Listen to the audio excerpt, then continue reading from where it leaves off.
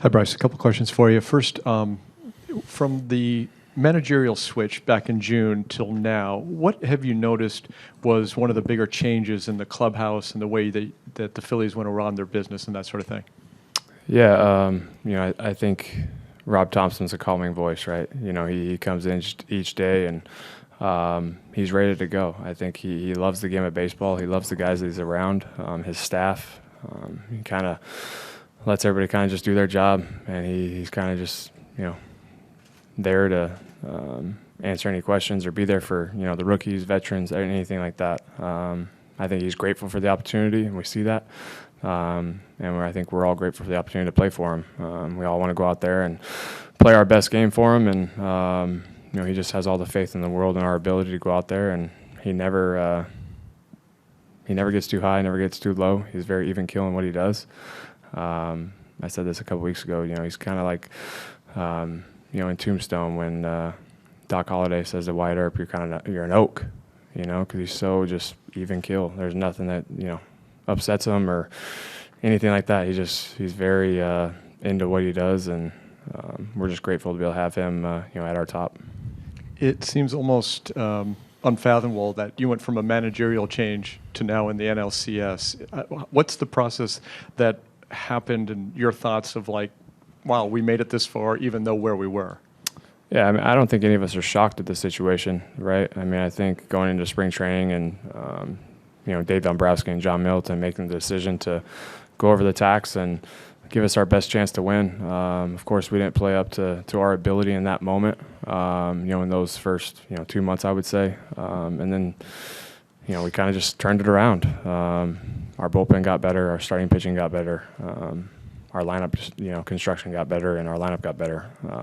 I think being able to kind of let our rookies go and let them run and do their thing helped us a lot. When you're able to have that mindset of the organization that, we have to let our young guys play. We have to let them succeed. We have to let them fail as well.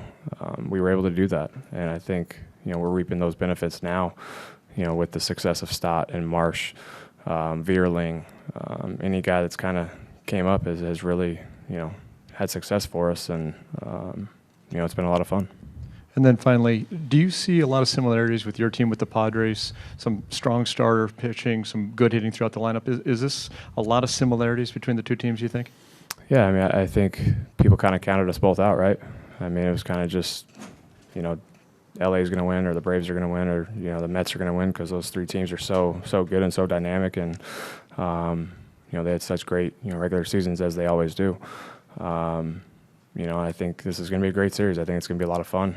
I know that we're looking forward to it as a team and the opportunity to, come in here and hopefully win a game and get home. I think we're all excited for that opportunity and, we're looking forward to it. Okay, we're going to go down here on the left here to Bob. Hey, Bryce, it seems like you and Manny have been linked together forever. You remember the first time you ever met him or even heard his name? Yeah, USA Baseball, of course. We all played against each other, played with each other. Manny's a great talent. He's one of the best, defenders in the game. He can swing the bat very well. He's having a great year this year. I'm excited to be able to share the field with him. I think he's an incredible ball player, and I look forward to, seeing, this series and how it goes. The second part was, I'm sorry. The second part was, have you guys talked at all as far as how it worked out perfectly for both of you guys? You could have been here, he could have been there. Nah, that's not a conversation we had. Okay. Far right over there, Jim. Hey, Bryce. Just, June 25th, the last time you were here, it was for you, a horrific night, I would imagine. Did you wonder at that moment if you had played your last game for 2022? And what's it like being back here where it kind of all happened? And Yeah, I think anytime you get hit or break a bone or anything like that, those doubts creep into your mind of, you might not come back this year or, what's going to happen, how the team's going to react. And the team reacted great, right? And I got news that I'd be back, 6 to 8 weeks, and I'd be ready to go for, September in the postseason. So, I put my mind forward and was ready to, hit the ground running when I came back. And, didn't really think about, anything else besides, trying to help the team any way I could when I was out, and be there for any guy that was on the team. And the way they picked up the slack from, me getting hurt was incredible. I mean, they had a great run when I was gone, and they played great. And, that's why we're here with this opportunity right now. What do you think it'll be like getting in the box against Snell again? Yeah, I mean, it is what it is. It's two players going at it. And if I could just ask you, hit 500 in the last series. Looks like something clicked that you'd been looking for maybe most of September. What kind of clicked for you? Yeah, I mean, I just, like I've been saying, I just, every day's a new day. Don't matter if, I'm 0 for 4, 4 for 4, as long as we win the game. I don't care what happens. I just want to win at any cost in anything that we do. So I've told you guys, numerous times, hitting the ball over the plate and doing damage with it and not swinging the ones out of the zone. Just trying to make it as simple as possible and, understand that the most important thing is winning. Okay, we're going to go to Todd right next to Jim. Bryce, that night in San Diego in the clubhouse after the game, I was just wondering if you remember talking to players about keeping this thing going while you're gone and this is not the end of the world and, anything like that, or did you hear other teammates kind of like talk each other up in terms of keeping this thing rolling? Yeah, I mean, I don't think I had any doubt in that happening. With the guys that we do have in that clubhouse, from JT to Reese to, Nicky and Schwarber, and then our young guys as well. I mean, I think the mindset in that clubhouse has been all years to just keep playing, keep getting to the next game, keep getting to the next at bat, keep getting that opportunity to play each day. So, I don't think there was any doubt when I went down that, we weren't going to do what we needed to do to get here. And, like I said, they picked up the slack, and I mean, Reese had an incredible, month, like right after I was, hit, and then JT had an incredible second half, and, Nicky came on late, Schwarber with all of his homers, winning games single-handedly, and then our pitching. I mean, we can talk about our pitching all day because, they're a main reason why we're here as well. Our bullpen, Alvarado coming back, and being Alvy, Sir Anthony, I mean, just all of it. So, and Marsh, ever since the deadline of that trade, he's been, pretty lights out for us in center field and in the batter's box. So I think just, getting that opportunity to still be here, that's all we can ask for. Okay, we're going to go here far left to Bryce. Bryce. You guys in the Padres had a similar path. Neither team reached 90 wins in the regular season, had to fight through the wild card, knocking off 100-win teams. But what in particular was that first thought when you heard the Padres did beat the Dodgers? Yeah, I mean, it's baseball. I mean, anything can happen in baseball. They're a great team. They're a great organization. They made moves at the deadline that, made their team, that much better. From Juan Soto to Bell to, Hader, of course, and Drury. I think there wasn't any shock at any point. I mean, if it was going to be the Dodgers or the Padres, we wouldn't have been shocked at any opponent because both teams are, major league teams. So, I think they're a great team. We're looking forward to this opportunity to play in them. And, I expect this place to be pretty rowdy tomorrow night. They're a city that loves their baseball. I grew up playing here for the San Diego show and San Diego Stars as well, so I know how much they love baseball, and I look forward to playing here tomorrow night. We go over here far left to Tony. Bryce, you and Manny are connected in so many different ways. You both signed at young ages to be leaders of your organization. Just talk about coming in at 26 and then getting to this point in terms of leadership. How far you've come in that realm? Yeah, I mean, I think it's, when I sat down and I was going to sign in Philadelphia, it was, something that was perfect for me and my family. We connected very well with John Middleton, connected very well with the city of Philadelphia, with the fans, with the organization, kind of, their plan, what they were going to do at the time. And, knowing kind of, at the time Gabe Kapler was our manager, having those conversations with him, I was really excited about the future and the direction of this organization, and I knew John Middleton was going to do everything he could to win at all costs.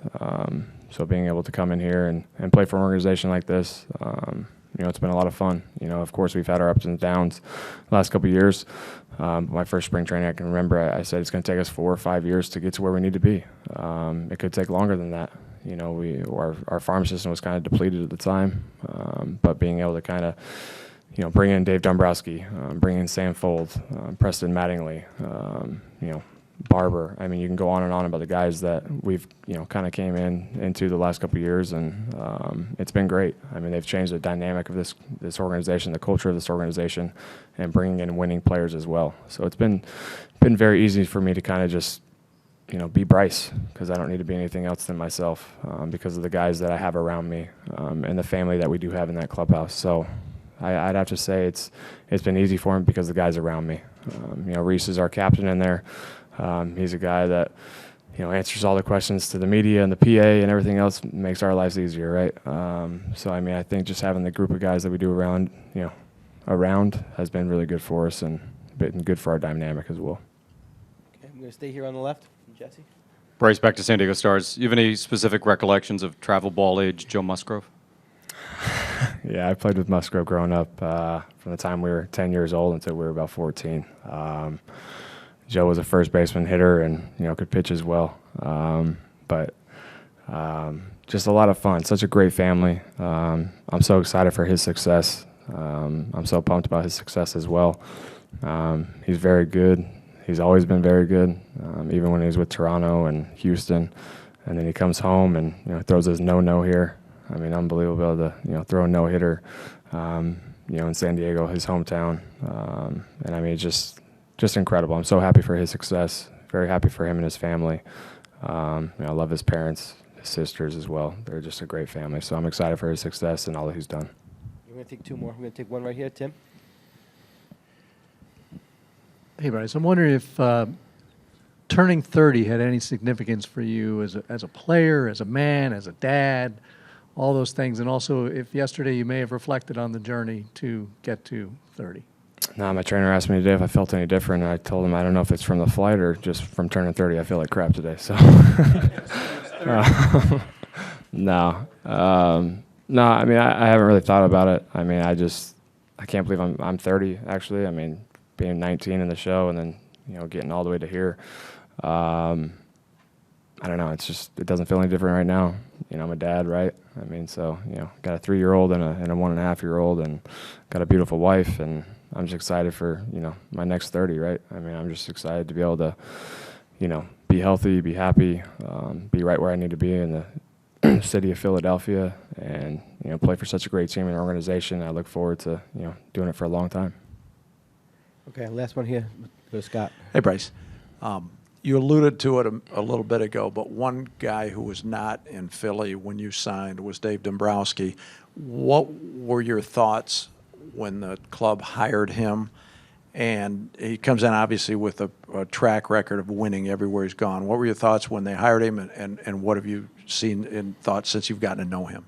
Yeah, at the time, I didn't think we had an opportunity to get him just because he was in Nashville and he wanted to, you know, start a team there, and had a great opportunity to do that. And kind of when that didn't happen, we were like, well, what are we waiting for, right? I mean, he's won everywhere he's gone, right? And this is kind of his baby now. This is kind of his team that he's kind of put forward, and you know, he's made moves. He's made moves with staff and you know, minor league stuff, and you know, I think we're kind of reaping the benefits of that right now. And this is kind of just year one for him. You know, if you don't count COVID and stuff, and last year this is kind of year 1.5, I would say, because this is his now. And, you know, I think we, you know, just as a team, we absolutely love Dave. I mean, just the way he acts and the way he is around us. He wants so much success from his players. He cares deeply about his players as well. I've never really had I take that back. Mike Rizzo was kind of like that as well. You know, Riz was very, you know, into his team and loved his team as well. But he really cares about us a lot. He wants what's best, if that's, you know, from, you know, a mental side or a physical side, clubhouse, weight room, training staff, you know, food, anything. I mean, he's very, very good with that kind of stuff. He cares about people's families, all of it. I mean, he's an incredible human being and a man as well, and I'm very grateful that he is our, you know, president, and you know, it's going to be a lot of fun to be able to play for him, you know, for the next couple of years, and I hope he kind of stays all the way through until I'm done. That'd be great. But he's incredible. He's been great for us. Okay, thanks a lot, Bryce. Cool. Thanks, guys. Okay.